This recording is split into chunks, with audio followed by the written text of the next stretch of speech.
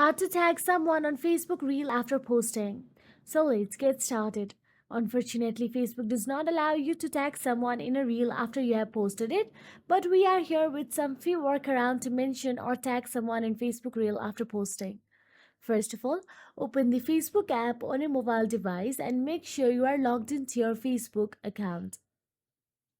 Now, once inside the Facebook app, simply tap on your profile picture at the top left corner of your screen and navigate to your profile section.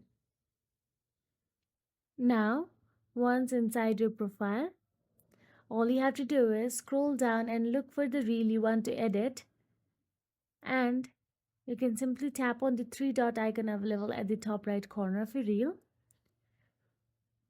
And once you tap on it, you'll get to see a drop down menu appear. From there, you can see there is no option such as edit or tag someone. So tap on the reel and again tap on the three dot at the bottom right corner of your screen, and options will be available on your screen. From there, tap on the edit post option available there.